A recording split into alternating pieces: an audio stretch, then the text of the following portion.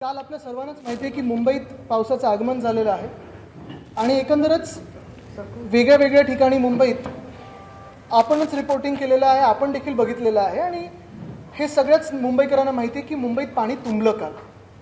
गेले 1 वर्ष मुंबईत आणि महाराष्ट्रामध्ये आपण पाहताय की गद्दारांचं खोके सरकार आहे.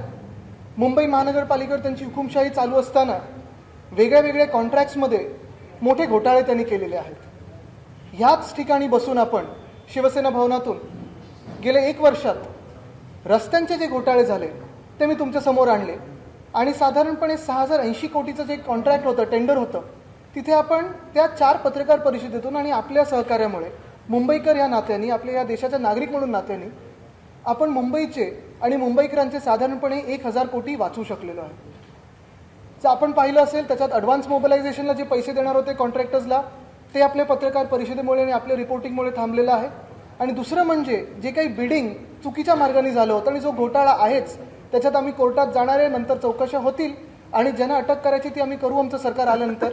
पण हे सगळं घोटाळा होत असताना दुसऱ्या बाजूला खडीचा घोटाळा देखील आपण आपल्यासमोर आणला. खडीचा घोटाळा असेल, स्ट्रीट फर्निचरचा घोटाळा असेल, सॅनिटरी पॅड वेंडिंग मशीनचा घोटाळा असेल, सुशोभीकरणाचा घोटाळा असेल आणि अनेक वेगळ्या वेगळ्या ठिकाणी गद्दारांनी केलेले जे कारनामे आहेत, जसं इथे जिथे आपण माहीममध्ये बसलोय तिथे देखील एका गद्दार आमदारांनी पोलीस स्टेशनमध्ये गोळीबार केल्यानंतर देखील त्यांना क्लीन चिट मिळण्याचं प्रकरण हे आपल्यासमोर आलं. पण काल पाऊस पडल्यानंतर मुंबईत एक वेगळा अनुभव असतो. मुंबईकरांना पाऊस हा नेहमी आवडतो आणि मुंबईकर नेहमीच स्वागत करतात. पण ज्या ज्या मुंबईकरांनी असेल, आपण सर्वांनी असेल, ट्रॅफिकमध्ये अडकल्यानंतर, पाणी जिथे तुंबलं तिथे अडकल्यानंतर, ज्यांनी फोटो ट्विट केलेत आणि काही अशा ठिकाणी पाणी तुंबलं जिथे कधीच तुंबलं नव्हतं, जसं शिवाजी पार्कचा आजूबाजूचा परिसर असेल, छत्रपती शिवाजी पार्क आहे तिकडचा परिसर असेल, अंधेरी मध्ये आपण पाहिलं असेल काल जसं पाणी तुंबलं. आणि हे सगळं झाल्यानंतर काल तर कोणी मुंबई महानगरपालिकेतून दिसलंच नाही. रस्त्यावर कुठे काही अधिकारी मोठे नव्हतेच.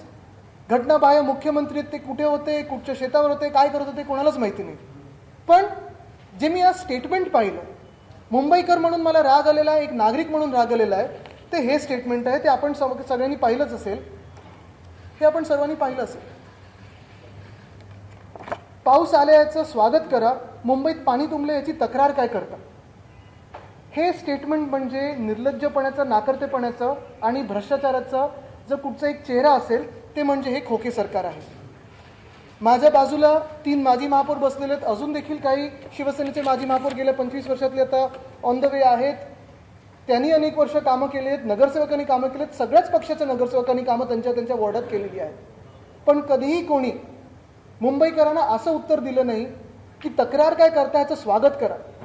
ह्याचा अर्थ असाच होतो की ज्यावेळी पुढच्या वेळेला जिथे जिथे हायवे थांबवले जातील ह्या घटनाबाह्य मुख्यमंत्र्यांच्या कॉन्वॉयसाठी, ते बोलतील अरे तुम्ही तक्रार काय करता, तुम्ही ट्रॅफिकमध्ये अडकलात, ॲम्ब्युलन्स अडकली आहे, माझं स्वागत करा, मी आलोय. एवढा ॲरोगन्स, एवढा निर्लज्जपणा, एवढा नाकर्तेपणा, एवढा भ्रष्टाचार मी आत्तापर्यंत कधीच मुंबईत बघितला नव्हता. पण हे सगळं कशामुळे होतं आहे, का होतं आहे, ह्याचा आपण विचार करणं गरजेचं आहे. गेले 1 वर्ष मी सातत्याने इथे पत्रकार परिषद घेत असताना आणि अनेक वेगळ्या भाषणात बोलत असताना, आपल्याशी संवाद साधत असताना 2 गोष्टींवर आपलं लक्ष वेधलेलं आहे. एक म्हणजे रस्त्याचा घोटाळा आणि दुसरं ज्याच्यावर आम्ही पाहत होतो, वॉच करत होतो, पण ह्या फोटो ऑपसाठी गेलो नाही, ते म्हणजे नालेसफाई. आपण पाहिलं असेल गेले 1 वर्षात हे सरकार स्थापन झाल्यानंतर जे घटनाबाह्य सरकार आहे, जे भ्रष्ट सरकार आहे, जसं कर्नाटकामध्ये 40% सरकार होतं, ते 100% खोके सरकार आहे. ह्या सरकारनी वेगळे वेगळे आश्वासनं दिली आपल्याला आणि सांगितलं काय होतं की ह्यावेळी मुंबईचे रस्ते आम्ही चकाचक करू शकू, ह्यावेळीचे मुंबईचे रस्ते आम्ही खड्ड्यामुक्त करू, सगळे कॉन्क्रीटचे रस्ते करू, अमुक करू, तमुक करू, पूरमुक्त मुंबई होणार, असं होणार, तसं होणार. एक सुद्धा गोष्ट झाली आहे का? साधं उदाहरण म्हणजे दहीहंडीला हे खेळाचा दर्जा देणार होते, ते अजून ह्यांच्याकडून झालेलं नाही आहे. हे इतरांना अजून आश्वासनं द्यायला निघालेली आहेत. आपण पहा ना, मुंबईमध्ये 50 रस्ते आम्ही पूर्ण करू असं मुंबई महानगरपालिकेने 1 महिन्यापूर्वी सांगितलं होतं. खरं तर जानेवारीमध्येच, मला वाटतं 13 की 15 जानेवारीला इथेच पत्रकार परिषद मी घेतली होती आणि सांगितलं होतं की हे 6080 कोटीचा घोटाळा आहे, हे कॉन्ट्रॅक्ट्स रद्द झाले पाहिजेत आणि ह्याच्यावर कारवाई झाली पाहिजे, चौकशी तर झालीच पाहिजे. पण त्यावेळी घाईघाईत देशातल्या सर्वोत्तम नेत्यांच्या, सर्वात मोठ्या नेत्यांच्या हस्ते यांनी भूमिपूजन केलं, त्यांची देखील दिशाभूल केली आणि मग एप्रिल मेपर्यंत ही कामं सुरू न झाली. मेमध्ये ह्यांनी सांगितलं आम्ही 50 रस्ते आता पूर्ण करून दाखवू. खरं जर आपण पाहिलं तर गेल्या 150 वर्षाच्या इतिहासामध्ये मुंबई महानगरपालिकेच्या 50 रस्ते हे सर्वात कमी टार्गेट आहे, सर्वात छोटं टार्गेट घेतलेलं. लाज वाटली पाहिजे मुंबई महानगरपालिकेच्या प्रशासकांना की एवढं छोटं टार्गेट त्यांनी दिलं. घटनाबाह्य मुख्यमंत्र्यांना लाज वाटली पाहिजे, लाज तर नाहीच आहे त्यांच्यामध्ये, तरी देखील लाज वाटली पाहिजे की हे सगळ्यात छोटं त्यांनी टार्गेट दिलं. पण जेव्हा जर तुम्ही आज अधिकृतरित्या माहिती काढाल तर एक सुद्धा रस्ता पूर्ण झालेला नाही आहे. ही 50 रस्त्यांची यादी आहे, ती यादी तुमच्या हाती देणार आहे मी. सगळे रस्ते त्यांनी सांगितलेत safe state, safe state, safe state, सगळे सेफ स्टेज याला आणून ठेवलेले. सेफ स्टेज म्हणजे नक्की काय? तर सेफ स्टेज असं असतं की साधारणपणे आत्तापर्यंतची प्रथा अशी होती की 31 मे पर्यंत, पाऊस यायच्या आधीपर्यंत आपण हे सगळे रस्त्यांची जी कामं चालू असतात काही पूर्ण होतात आणि काही आपण सेफ स्टेजपर्यंत आणतो, म्हणजे तिथे पूर परिस्थिती उगवणार नाही, तिथे पाणी तुंबणार नाही ह्याची काळजी घेऊन आपण ते रस्त्याचं काम तात्पुरतं बंद करतो आणि 1 ऑक्टोबरपासून पुन्हा एकदा सुरू करतो. पण ही सगळी सेफ स्टेजवर आणलेली कामं ही तुम्हाला यादी देतो मी, तुम्ही पण जाऊन पहा, आमचे पण शिवसैनिक जाऊन पाहणार आहेत की ह्या रस्त्यांच्या आजूबाजूला पाणी तुंबलंय की नाही.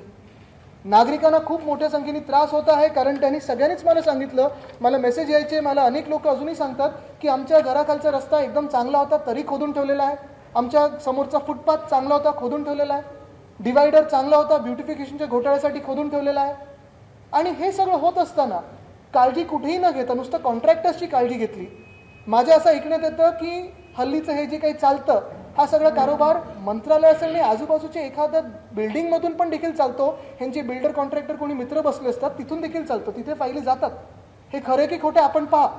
पण हे सगळं होत असताना जेवढ्या मीटिंग्स ह्या घटनाबाह्य मुख्यमंत्र्यांनी महाविकास आघाडी सरकार पाडण्यासाठी घेतल्या, जेवढं त्यांनी कन्व्हिक्शन दाखवलं, जेवढे इंटरेस्ट दाखवलं, तेवढं मुंबईकरांसाठी असेल, तेवढंच ठाणेकरांसाठी असेल, पुणेकरांसाठी असेल, एवढीच जर इंटरेस्ट घेतलं असतं, एवढंच जर थोडी माहिती घेतली असती, तेवढंच काम केलं असतं तर आज ही परिस्थिती आली नसती आणि असे स्टेटमेंट्स करण्याची वेळ आली नसती. पण आपण पाहिलं असेल काल जी परिस्थिती होती, रस्त्यांचा एका बाजूला घोटाळा, दुसऱ्या बाजूला नालेसफाई ते बोलतात आता पूर्ण 100% झाली होती. पण ही नालेसफाईची पाहणी ह्या मिंदे गटाने केली आणि भाजपाने केली, दोघांचं सरकार बसलेलं आहे. एकामेकांवर काही आरोप प्रत्यारोप केले, मग सगळे शांत झाले आणि आता पाऊस पडल्यानंतर परत आरोप प्रत्यारोपामध्ये हात घातलेला आहे. पण कुठेही जनतेसमोर जायला, जनतेला उत्तरं द्यायला, जनतेच्या सूचना आहेत त्या ऐकून घ्यायला, प्रश्नांची उत्तरं द्यायला कुठेही कोणी ना मिंदे गटातलं ना भाजपातलं जे आज आपलं घटनाबाह्य सरकार चालवत आहेत ते समोर आलेले आहेत. दुर्भाग्य माझ्या शहराचं हेच झालेलं आहे की गेल्या 1 वर्षात शहराला कोणी ऐकण्यासारखं राहिलं नाही, शहरात चेहरा राहिला नाही आहे सरकारमधला. आम्ही आमची कामं करत आलेलो. गेल्या 25 वर्षात जर आपण पाहिलं असेल तर शिवसेना जेव्हा सत्तेत होती आणि अनेक महापौर माझ्या बाजूला बसले, 3 तर इथेच आहेत, बाकीचे येत आहेत, ते देखील माझ्यासोबत असतील, उद्धव साहेबांबरोबर असतील. ह्या सगळ्या कामासाठी आणि पावसाच्या पूर्वतयारीसाठी आम्ही मुंबईत फिरायचो, गल्लोगल्लीत गेलेलो आहे, दिवस रात्र काम केलेलं आहे. जर आपण पाहिलं असेल तर हे शहर जे आहे, मुंबई असेल, पुणे असेल, नागपूर असेल, नाशिक असेल, शहरं ही आपल्यासारखी असतात, जिवंत असतात. त्यांना एकदा काही कॉन्क्रीटचं केलं म्हणजे तर विसरून गेलं असं नसतं. प्रत्येक दिवशी इनपुट आणि आउटपुट काय असतो कामाचा हा आपल्याला दाखवायला लागतो. उदाहरण द्यायचं झालं तर आपण पण माझ्यासोबतच साधारणपणे 2010 पासून 11 पासून रात्रीची पाहणी करण्यासाठी आपण रस्त्यांवर फिरलेलो आहोत. मग ईस्टर्न सबर्ब्सला 1 दिवस, वेस्टर्नला 1 दिवस, सिटीला 1 दिवस, असं प्रत्येक महिन्यात आपण गेलेलो आहे. आपण अनेक लोक आलेत माझ्यासोबत जे कॉन्ट्रॅक्टर्स होते, त्यांना पण प्रश्न विचारलेत की पुढच्या महिन्यापर्यंत कुठपर्यंत होणार काम, नसेल तर चौकशी लावलेली आहे, ब्लॅकलिस्ट केलेलं आहे. तसंच नालेसफाईसाठी आपण प्रत्येक वर्षी पाहायचो की उद्धवसाहेब स्वतः नालेसफाईसाठी प्रत्येक विभागात जायचे, म्हणजे ईस्टर्न वेस्टर्न सिटीला. हे होत असताना नुसतं एकदा नाही तर अनेकदा बैठक आम्ही महापौर बंगल्यात असेल, मुंबई महानगरपालिका हेडक्वार्टर्सला असतील, मुख्यमंत्री झाल्यानंतर उद्धवसाहेबांनी जे आपली डिझास्टर कंट्रोल रूम आहे, जे आता G20 मधले पण लोक पाहून गेले, जगातले लोक पाहून जातात, सर्वोत्तम रूम आहे, तिथे येऊन आणि नंतर CMO मध्ये पण तीच रूम मिरर केलेली आणि कुठे कुठे पाणी तुंबलंय, कशासाठी तुंबलंय, किती पंप चालू आहेत, कुठे पंप लावलेले आहेत, आपलं ब्रिमस्टोवरची यंत्रणा चालू आहे की नाही, हे सगळं आपण पाहणी करायचो आणि कारवाई देखील करायचो पुढची की जी गरजेची आहे. पण आपण पाहत असाल रस्त्यासाठी कॉन्ट्रॅक्टर्सना मदत करण्यासाठी जे कॉन्ट्रॅक्ट दिलेत, पंपमध्ये देखील माझ्याकडे काही माहिती आलेली आहे, काही काल BMCच्या व्हॉट्सॲप ग्रुपमधले पण फोटो आलेले आहेत की एखाद्या जसं गोखले ब्रिज राजकीय दबाव तिकडच्या काही लोकप्रतिनिधींचा असेल म्हणून घाईघाईत पाडला, तसंच त्याच लोकप्रतिनिधींचा एका कॉन्ट्रॅक्टरला पंपसाठी काही टेंडर देण्याचा काही प्रयत्न झाला का, हे मला उत्तर मुख्यमंत्री घटनाबाह्य मुख्यमंत्र्यांकडून पाहिजे. पण पंप्स वाढवले असं सांगण्यात आलं. काल उपयोग झालेला कुठे दिसला तुम्हाला? पंप्स कुठेही चालले नाहीत. आपले पंपिंग स्टेशन जे आहेत जे कार्यरत झाले तर मुंबईचं पाणी आपण फटाफट बाहेर फेकू शकतो समुद्रात, ते कधी सुरू झालं ह्याची काही माहिती आली नाही. रेन वॉटर होल्डिंग टँक हिंदमाताचं आम्ही बनवलं, त्याचं यश आज मिलन चौकीचं घटनाबाह्य मुख्यमंत्री जाऊन बघत होते, कोस्टल रोडला जाऊन बघून आले, पण काल कोणीच कुठे नव्हतं. कमीत कमी एवढं तरी असायचं की मुंबईत मागच्या वर्षीपर्यंत जेव्हा आमचं सरकार होतं, शिवसेनेचं सरकार होतं, महाविकास आघाडीचं सरकार होतं, मी असेल, महापौर असतील, म्युन्सिपल कमिशनर असतील, AMC असतील, DMC असतील, आम्ही जिथे जिथे एक दोन ठिकाणी जर पाणी तुंबलं तर तिथे जायचो, उभे राहायचो, जनतेकडून सूचना असतील, कोणाला काही आरोप करायचे असतील, कोणाला शिव्या द्यायचे असतील, कोणाला काही चांगलं सांगायचं असेल, हे सगळं ऐकून घ्यायला आणि त्याच्यावर पुढे काम करायला आम्ही तिथे उभे असायचो. तिथे कामं करायचो आणि ती कामं आम्ही करून दाखवलेली आहेत. पण ह्या घटनाबाह्य सरकारकडून काहीच असं झालेलं नाही आहे. हे जे त्यांचं स्टेटमेंट आहे, पाऊस आला याचं स्वागत करतो, पण मुंबईत पाणी तुंबलं याची तक्रार काय करता? घटनाबाह्य मुख्यमंत्र्यांकडून बालिशपणा एवढा आम्हाला अपेक्षित नाही. हे जसं मी सांगितलं ॲरोगन्स आहे, हा नेग्लिजन्स आहे, हा सगळ्यात मोठा भ्रष्टाचाराचा चिन्ह म्हणजे ही व्यक्ती करप्ट मॅन हे झालेलं आहे. आणि आज खरोखर राग येतो की माझ्या मुंबईकरांना असे टोमणे सहन करायला लागतात आणि अशा भ्रष्टाचाराचं आपण पाहताय सगळे जे काही पैसे आहेत ते त्यांच्या ॲडव्हर्टाईजमध्ये वापरलेत आणि त्यांच्या सगळीकडे ते LED लाईट जे काही मोरबीर असे लावलेले आहेत त्याच्यात वापरलेले आहेत, पण कुठेही कामात पैसा गेला नाही. स्वतःसाठी खोके आणि जनतेला धोके हेच ध्येय घेऊन हे घटनाबाह्य सरकार पुढे चालले. शहर डूब रहा था, कई लोग पानी में फंसे थे, बाहर निकलने की कोशिश कर रहे थे, जो जल भराव हुआ उसे आप किस तरह से देखते हैं? दूसरा, क्या BMC में सत्ता न होना इसकी बड़ी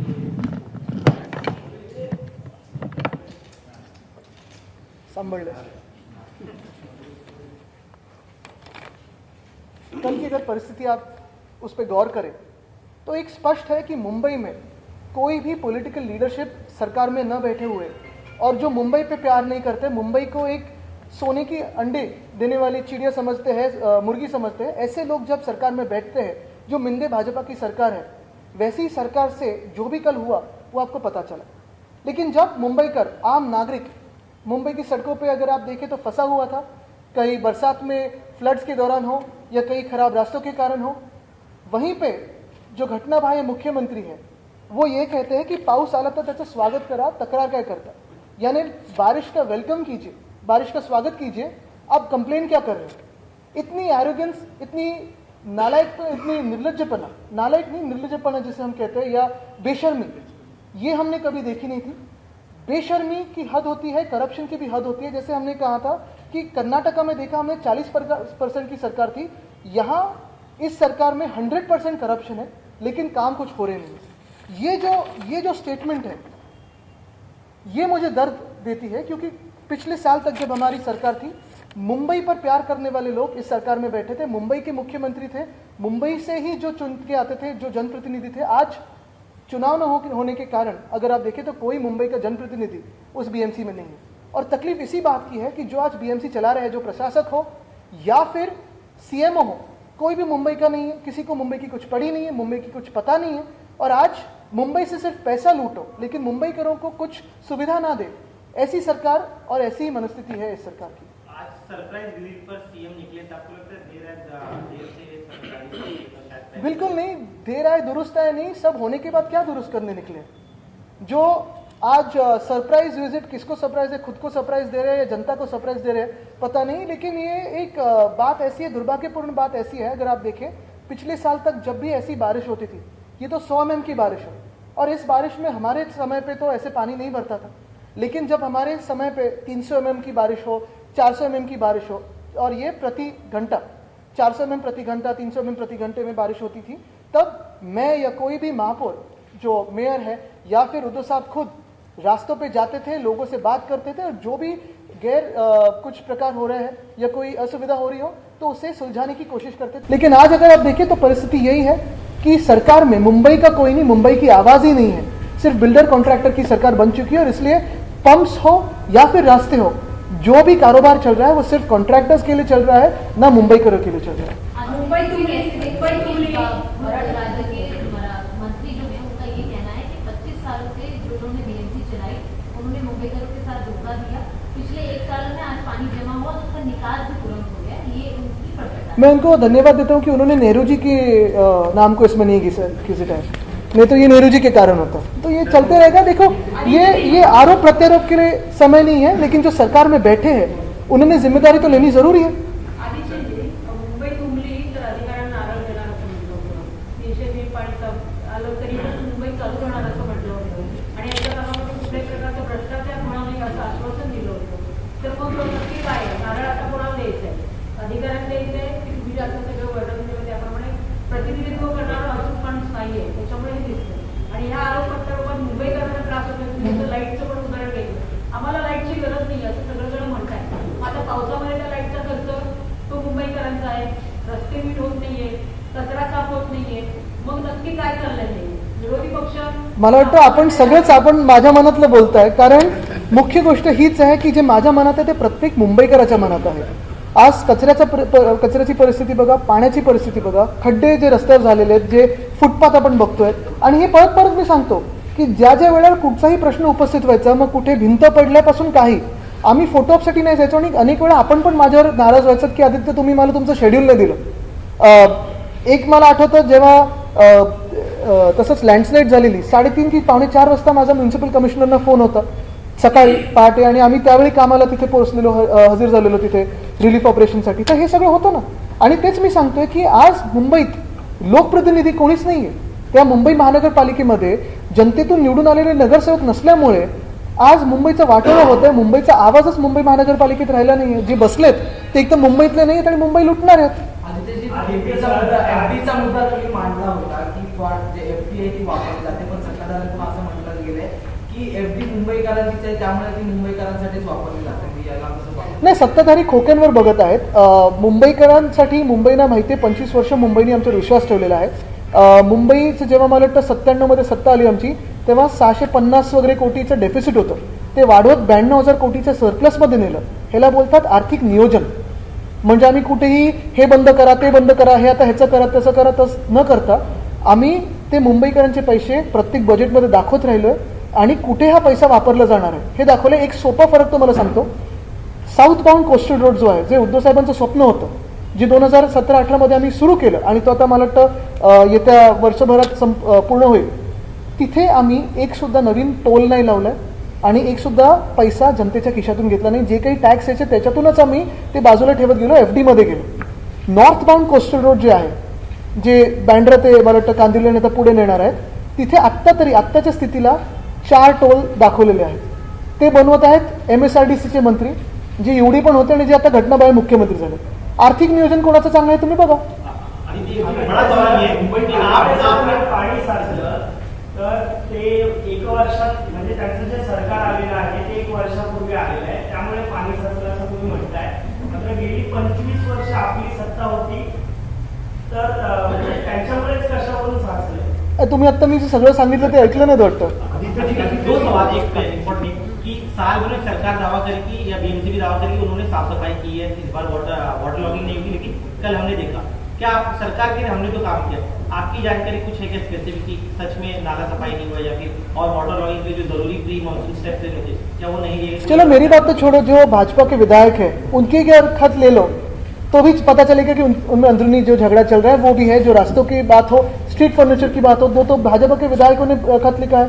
तो यही बात होती है कि अगर आप देखें तो ये सरकार जो है, जैसे मैंने कहा, सबसे बेशरम और सबसे इनकॉम्पिटेंट सरकार बनी हुई है, क्योंकि जो भी वो कहते आए हैं, अगर बात सच्ची ना हो तो कहने की क्या जरूरत है। अगर आप मेरे सारे स्टेटमेंट्स देखिए पिछले 10 सालों में, तो मैंने कभी ये दावा नहीं किया है कि कोई भी शहर में गड्ढे होंगे ही नहीं, ऐसे कोई दावा दुनिया भर में नहीं कह सकता, लेकिन उन्हें किया। तो ये तो अभी 33 देशों में अभी इनकी जान पहचान हो गई, तो कहाँ से तो टेक्नॉलॉजी लाए। मुंबईत गेल्या अनेक वर्षांपासून पाणी तुटत आहे, परंतु त्यावरती प्रयत्न देखील केले जातात, उपाययोजना केल्या जातात, मात्र काही यश नाही आहे। आपण सत्तेत असताना, आपण महापालिकेत असताना देखील सुद्धा प्रयत्न केले होते, टाक्या देखील मुंबईमध्ये बसवल्या आहेत, अंडरग्राऊंड आहे, मात्र तरीही पाणी तुटतंय, मुंबईकरांना त्रास सहन करावा लागतो। चला, तुम्ही चांगला प्रश्न विचारलात, कारण ह्या प्रश्नावर मी पण थोडं इंटरेस्टनेच काम घेतो, कारण आमच्या कलानगरमध्ये पण पाणी पहिलंच साचतं। एक गोष्ट आहे जी मी आता परत सांगेन, फरक एवढाच आहे. पहिली गोष्ट म्हणजे जर कुठचंही सरकार तुम्हाला सांगत असेल की आम्ही एका वर्षात किंवा ह्या काही महिन्यांमध्ये कुठचंही शहर खड्डेमुक्त करू किंवा पूरमुक्त करू, ते सरासर खोटं बोलतात आणि हे मी पहिल्यापासून सांगत आलो. तरी ह्यांनी रस्त्यांच्या घोटाळ्यासाठी 6,000 कोटीचं टेंडर काढलं.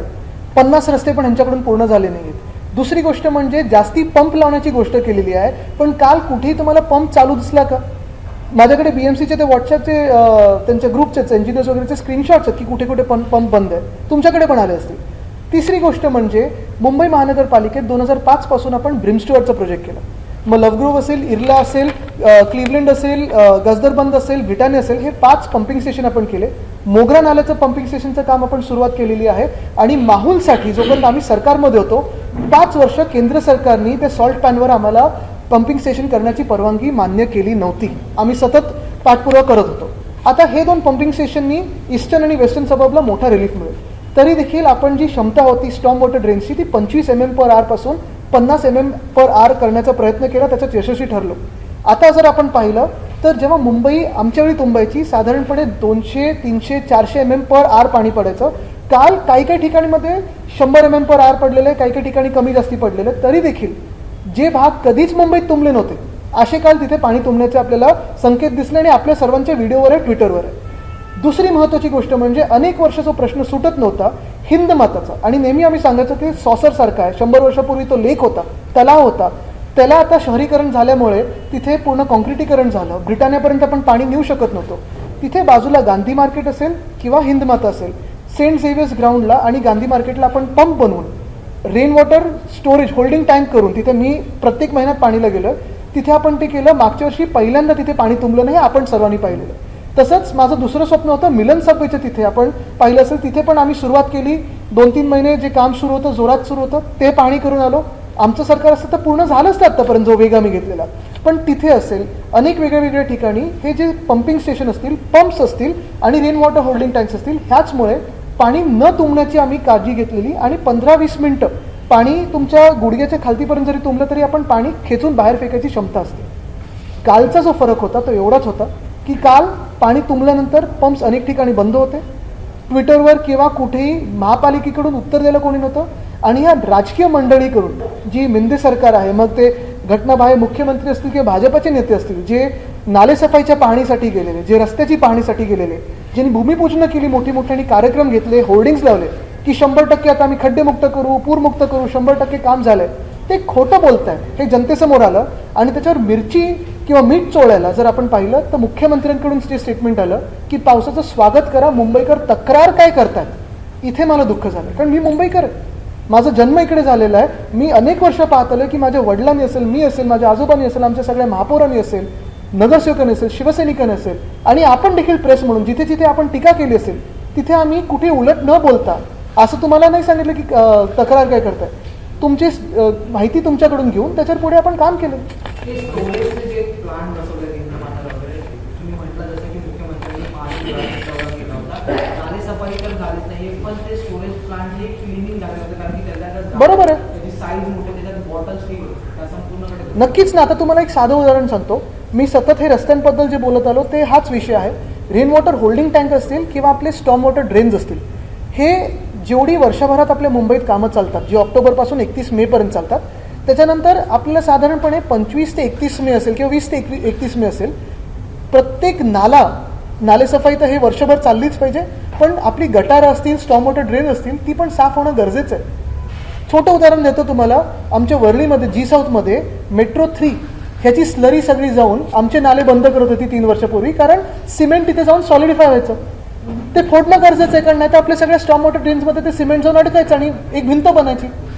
प्लॅस्टिकच्या पिशव्या असतील, जे नारळाचे आपण वर्ली सिफेसला एक नारळ सकाळी येतो, तो नारळाचं जे हे काढतो ते जाऊन अडकतं गटारामध्ये. पण ह्या बारकाईने काम करणारं आज मुंबईत कोणी आहे का? जे आम्ही करायचो, जेवढं प्रेमाने आम्ही काम करायचो, जेवढं आपलं समजून आम्ही काम करायचो, तसं आहे का? आणि तुम्हाला अजून एक सांगतो याच्या पुढे जाऊन, हे जसं मुंबईत झालेलं आहे ह्याच्यापेक्षा अजून भयंकर परिस्थिती पुण्यात वेताळ टेकडी आणि रिव्हरफ्रंट डेव्हलपमेंटमुळे होऊ शकते. हे मी सतत सांगत आलो. मीच नाही तर तिकडचे इंजिनियर्स असतील, आर्किटेक्ट्स असतील, अर्बन प्लॅनर्स असतील, सगळे पुणेकर सांगतात की रिव्हरफ्रंट डेव्हलपमेंट ही धोकेदायक आहे, तरी देखील काम चालू आहे. मुंबईमध्ये अनेक स्पॉट जे तिथे पाणी तुमचं सांगितलं 9 स्पॉट आहे, याला सगळीकडे कॉन्क्रिटीकरण जबाबदार नाही 100% नाही. कॉन्क्रिटीकरणवर आपण सगळं ब्लेम टाकलं नाही पाहिजे, कारण कॉन्क्रिटीकरण हे शहरीकरणमध्ये चालू असतं. पण उगीचचे रस्ते कॉन्क्रीट करणं असेल किंवा फुटपाथ तोडून जेव्हा तुम्ही पुन्हा एकदा बनवता तेव्हा त्या कॉन्ट्रॅक्टरनी पुढची डेब्री साफ केली आहे का, जो कचरा टाकलाय तो कुठे टाकलाय, हे सगळं माहिती घेणं गरजेचं असतं आणि ह्याच्यावर काम करणं गरजेचं असतं. एक जगह सॉरी अभी उनसे लेते फिर आप. Administrator rule is affecting Mumbaikars. At the same time, politics is also happening. And you are also telling that it was in our tenure where we have had Mumbaikars. The Mumbaikars are in a difficult situation at the moment. Absolutely. There are no elections, 1 year of Shinde Fadnavis Sarkar, which you are accusing that they have done nothing. And what about Mumbaikars? That is what I'm exactly saying. For the past 1 year, you have Minde BJP government in Maharashtra. In most of the cities across Maharashtra, you have no local self-elected government. No corporators, no mayors, no chairmen of various committees. If you see all the tenders that are being passed in Mumbai, Pune, Thane, Navi Mumbai, Kalyan, Dombivli, Kolhapur, Solapur, Nagpur, Nashik, they're being passed without being vetted by the corporators or by any committee. There are huge scams happening at various levels across Maharashtra. Right out here, I have brought about scams of roads, street furniture, gravel in front of you, and we have voiced it very often. Now if you see, yesterday the situation was terrible because everywhere across Mumbai there were new flooding spots, and it is natural that sometimes new flooding spots are created because there is infrastructure work going on across the city. But when such infrastructure work goes on, it is the prerogative of the administration and the government to see that there is no debris that's gone into the stormwater drains. There is no cement slurry or any other muck that's gone into these drains which is blocking the way of the flow of the water. This has not happened. Nala Safai hasn't happened. Road works haven't been completed. They've said safe stage, but everywhere, wherever road works are happening, you saw waterlogging yesterday. And what was worse is when Mumbaikars complained about this waterlogging, the illegal CM said, "Why are you complaining? Celebrate that the monsoons are here." Which means we're almost in a dictator's rule, because even if you complain about your own inconvenience, the Chief Minister is taking offense to that. How will you take this forward? Because monsoon has just arrived and you have to face it in the next 3 to 4 months. In fact, monsoon has just arrived, and what I will tell you is, monsoon has arrived a month later. This corrupt government, illegal and immoral government, got 1 month extra to complete and let its own contractor friends complete all the road works, and still it hasn't been able to. You can see how incompetent, arrogant and shameless this government is. In fact, BJP, ruling with the power, Ashish Sharar has tweeted questioning you. Thank God he hasn't gone to Nehruji on this. Okay आणि आदित्य जी आज एक महत्त्वाचा तरफ विषय, महत्त्वाचा इनके बाद आपके पास आता हूँ, सॉरी. आता जे सगळीकडे सरकार आपल्या दाबी म्हणून मनपाच्या अधिकाऱ्यांना त्यामध्ये काम करायला लावलं जातं. ढोल ताशे वाजवणं, सरकारच्या योजना सांगायला सांगितल्या जातात. तो गोष्ट करण्यापेक्षा त्या मनपाच्या अधिकाऱ्यांचा वेळ कुठे गेला असं आपल्याला वाटत नाही. कारण असं करण्याचा अधिकार त्यांचं काम सोडून इतर कामं करायला लावलं, हे कुठल्या न्यायात बसतं? नाही, नक्कीच ना. मी एका जिल्ह्यामध्ये पाहत होतो, काही केंद्रीय लोक येऊन सांगत होते की जे ज्यांना बेनिफिशरीज आहेत राज्य सरकार आणि केंद्र सरकारच्या स्कीम्स आहे, मुख्यमंत्र्यांच्या सभेला गर्दी होत नाही तर त्यांना तिथे आणा. तर ह्याच्यात मला वाटतं सगळं व्यस्त ठेवण्यापेक्षा आणि स्वतःच्या होर्डिंग्सवर खर्च करण्यापेक्षा थोडा खर्च आमच्या मुंबईसाठी केला आणि कॉन्ट्रॅक्टर्सच्या खिशात नाही तर मुंबईकरांसाठी वापरला तर बरं होईल. सर, मानसून की वजह से आज मुंबईकर परेशान हैं, पर बीजेपी आज काला दिवस मना रही है इमरजेंसी को लेकर, जो 1975 में इंदिरा गांधी ने लागू की थी. किस तरीके से देखिए? बिल्कुल, लेकिन आज अगर आप देखें तो मुंबईकरों के लिए दूसरा काला दिवस है, क्योंकि ये इमरजेंसी से कोई कम नहीं है. जहां अगर जो इलीगल सीएम है वो कहते हैं कि आप तकरार क्या कर रहे हो, स्वागत कीजिए, तो ये क्या है फिर? ये तो डिक्टेटरशिप जैसे ही चली है. 1 साल से ना चुनाव लेने की हिम्मत है, ना कोई इनमें ताकत है, तो और क्या चल रहा है फिर महाराष्ट्र में? जैसी सरकार हमारी गिराई गई, जितना एफर्ट उन्होंने उस सरकार गिराने में लगाया, जितनी मीटिंग्स ले ली उन्होंने, इतनी ही मीटिंग्स अगर हमारे मुंबई के लिए, पुणे के लिए ले लेते तो क्या गलत होता, नागपुर के लिए लेते तो क्या गलत होता. आपने कहा था जो आप लोग इसे मानसून को अलग रखते कि आपने जो यूनाइटेड अपोजिशन बैठक हुई थी वो देशभक्तों की बैठक थी. आज सीपीआई ने एक नया नाम दिया है कि NDA versus PDA, patriotic democratic alliance. इसे आप किस तरह से देखते हैं? नहीं, मुझे लगता है वो जो हमारे बड़े नेता उस पर बात करेंगे, और अगर मैं इस विषय से कहीं और जाऊंगा तो बरसात की तरह आगे निकल जाऊंगा, तो मुझे यही रहना है. थोड़ा ठहराव जरूरी है. आदित्य जी, आपको लगता है कि नदी नालों में जो सफाई का सीएम सिंधु बार बार दौरा कर रहे थे, सिविल से बीजेपी के लोगों ने दौरा किया था, साफ सफाई हुई है कि नहीं नदी नालों की? हुई कि नहीं, या पूरे पैसे जो खर्च करने थे गलत हो गए होते? अगर आप देखें, नालों का तो पता नहीं, लेकिन इन्होंने मुंबई की तिजोरी साफ करने का काम हाती लिया है. कॅबने चौकशी लावली आहे. तर तसं बघतात की लाईफलाईन कंपनी संदर्भात किंवा कोविड संदर्भात कॅबची चौकशी सुरू आणि नेहमी सत्ताधाऱ्यांकडून बोललं जातं की कॅबची सफाईची एकंदरीत संपूर्ण चौकशी केली पाहिजे. तर आता जे 6,000 कोटीचे जे कॉन्ट्रॅक्ट काढले रस्त्यांचे त्याची चौकशी व्हायला हवी अशी तुमची मागणी आहे. मी सतत मागणी करत आलेलो आहे. मी राज्यपाल महोदयांना देखील मध्ये भेटलेलो, त्यांनी की लोकायुक्ताला ते पाठवलं पाहिजे. आम्ही देखील विचार करतो की लोकायुक्त महोदयांकडे ही पूर्ण सगळा अहवाल पाठवायचा आणि कोर्टात पण जायचं. ह्या सरकारकडून तर अपेक्षा नाही आहे, कारण हे सरकार घटनाबाह्य आणि क्लीन चिट लगेच देईल. माझ्या सांगण्यात हे पण येत आहे की मुंबई महानगरपालिकेत अशी पण एक विचारधारा आहे की हे सगळे कॉन्ट्रॅक्ट्स रद्द झाले पाहिजेत, कारण कॉन्ट्रॅक्ट्स कुठेही कामी नाही आलेत. सगळे जे काही टेंडर हे होतं ते त्यांनी व्हायलेट केलेले. पण मुख्यमंत्र्यांच्या कार्यालयाचा दबाव असल्यामुळे, की मुख्यमंत्री जे घटनाबाह्य आहेत त्यांचा दबाव असल्यामुळे, कुठे ना कुठेतरी त्यांच्या बिल्डर कॉन्ट्रॅक्टर मित्रांचा दबाव असल्यामुळे ही कॉन्ट्रॅक्ट रद्द झाली नाही आहेत. पण आमचं सरकार आल्यानंतर चौकशी करू. दुसऱ्या बाजूला अजून एक महत्त्वाची गोष्ट म्हणजे जे आता मुंबईत ज्या कॉन्ट्रॅक्टर्सनी कामं घेतली आहेत, मी पुन्हा एकदा सांगतो, कॉन्ट्रॅक्टर्सशी आमचं भांडण नाही. कधी मी कॉन्ट्रॅक्टरचं नाव घेतलं नाही, कारण त्या गोंधळात मला जायचं नाही. माझं भांडण आहे कार्यपद्धतीवर. पण हेच आजचे जे कॉन्ट्रॅक्टर्स आणि कॉन्ट्रॅक्टर्स आहेत त्यांचे सगळे टेंडर डॉक्युमेंट्स आम्ही इतर राज्यांना देखील पाठवणार आहे. त्या राज्यात काही त्यांनी घोटाळे केलेत का बघायला. आदित्यजी, तुम्ही ज्या पद्धतीने सांगता की कॉन्ट्रॅक्टरचा मुद्दा आहे, कारण की ज्यावेळेस प्रत्येक वर्षी महानगरपालिका नालेसफाईचे कॉन्ट्रॅक्ट काढते, मात्र यावेळेस देखील त्याच पद्धतीची नालेसफाई पाहायला मिळते. 25 वर्ष ज्यावेळेस तुमची सत्ता होती त्यावेळेस देखील अशाच पद्धतीचं पाणी तुंबत होतं. त्यामुळे कुठेतरी विरोधक देखील टीका करतात की 25 वर्ष काय केलं, तुम्ही म्हणतात वर्षभर येऊन काय केलं. मग नेमकं मुंबईकरांनी कोणाकडे दाखवलं? मला वाटतं आपला प्रश्न थोडा मी हे करून पर्स्पेक्टिव्हमध्ये ठेवीन.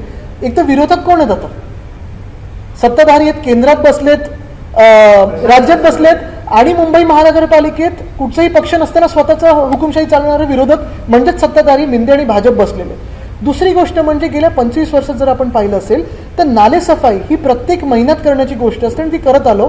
तुम्ही आज नाला साफ केलं तरी उद्या करायला लागणार, कारण आपल्या नाल्यांमध्ये बेडपासून खुर्च्यांपासून दरवाजे वाहत येतात आणि ते तुम्हाला काढत राहणं असतं, सतत गाळ काढणं असेल. नालेसफाई 2 गोष्टींमध्ये होते. पहिली गोष्ट म्हणजे जो सिल्ट असतो, गाळ असतो, जो नदीसोबत किंवा नाल्यासोबत वाहत येतो ते काढणं गरजेचं असतं. आणि दुसरं म्हणजे फ्लोटिंग डेब्री ज्याला म्हणतो आपण, ते काढणं गरजेचं असतं. फ्लोटिंग डेब्रीसाठी आपण वरती ते बूम बॅरियर्स लावतो, नेट्स लावतो, ह्या सगळ्या गोष्टी होत्या. पण यंदा जर आपण पाहिलं असेल कुठेही उपाययोजना ह्या झालेल्या आपण बघितल्या नाहीत. मुख्यमंत्र्यांचे फोटोऑप्स बघितले आपण, पण काही पेपरमध्येच बातमी आली की मुख्यमंत्री निघाल्यानंतर नालेसफाई बंद झाली. खरं आहे की नाही? आणि जर आमच्या वेळी जर अशी कुठेही काही गडबड झाली असेल तर त्यावेळी आम्ही त्या वेळी कारवाई देखील केलेली आहे. तेव्हा कारवाई केलेल्या आपल्या माध्यमातून लोकांपर्यंत पोहोचलेलं. आणि महत्त्वाची गोष्ट म्हणजे जसं मी सांगितलं, हिंदमाता फ्लडिंग स्पॉट वर्षानुवर्ष होता, तो बंद झाला की नाही? ते काम कोणी केलेलं? ते आम्ही करून दाखवलेलं. मिलन सभेचं काम आम्ही करून दाखवत होतो. मोगरा नाला असेल, मोगरा नाल्याचं पंपिंग स्टेशन असेल, माहूलचं पंपिंग स्टेशन असेल, माहूलची परवानगी केंद्र सरकारकडून 5 वर्ष नाही आली, पण इतर झालेत 5 पंपिंग स्टेशन. ब्रिम स्टुअर्टचा रिपोर्ट आहे, तो करून दाखवला. स्टॉर्म वॉटर ड्रेन्स 25 mm ते 50 mm जे जागतिक जे काही चांगलं असतं ते आपण करून दाखवलं. ज्या इमारती असतात, आज इथे नागपूरमध्ये इमारत पडलेली आहे, त्यामध्ये 5,000 वेगवेगळ्या माहिती. मात्र ज्या पद्धतीने पावसाळ्याची इमारत पडण्याचं प्रमाण देखील मोठ्या प्रमाणात आहे. दरवर्षी ज्या पद्धतीने घोषणा केली जाते की ह्या धोकादायक इमारती आहेत, मात्र त्या खाली केल्या जातात. तिथे एक मी कोणावर टीका करणार नाही, कारण इथे महत्त्वाची गोष्ट अशी असते की जेव्हा एखादी डिलॅपिडेटेड बिल्डिंग म्हणून आपण जाहीर करतो, घोषित करतो, धोकादायक म्हणून घोषित करतो, तिकडच्या आजूबाजूच्या आणि रहिवाशांनी थोडं सहकार्य करणं गरजेचं असतं. काही लिटिगेशन्स असतात, त्याच्यात मी आता जाणार आणि थोडी माहिती घेऊनच त्याच्यावर बोलेन. आदित्यजी, मोगरा जो नाला आहे त्याची सुरक्षित उंच कोसळलेली आहे. त्याचबरोबर विलेपार्लेमध्ये नारावडी शेजारी एक दुवसली इमारत आहे, तिचा काही भाग कोसळला आहे, तसं माझ्या नाही. जसं मी सांगितलं ह्याच्यावर थोडी माहिती घेऊन बोलायला लागेल, कारण इमारत कोसळणं असेल किंवा काही जिथे प्रेशर वाढतं तिथेच कोसळलं. आणि म्हणून मी जसं सांगितलं की कालचं सर्वात महत्त्वाची घटना म्हणजे जेव्हा मुख्यमंत्री सांगतात की तुम्ही तक्रार काय करता, आता ते जाऊन तिथे सांगणार आहेत का तुम्ही तक्रार काय करता. म्हणून घटनाबाह्य मुख्यमंत्र्यांनी मुंबईकरांची माफी मागणं गरजेचं आहे. आणि एवढा ॲरोगन्स जर नाही दाखवलं तर मला वाटतं थोडं बरं होईल. हे थोड्या दिवसाचं सरकार आहे, हुकुमशाही थोड्या दिवसचं चालते, पण ते संपेपर्यंत थोडं ॲरोगन्स कमी दाखवणं गरजेचं आहे. धन्यवाद. एबीपी माझा, उघडा डोळे बघा नीट.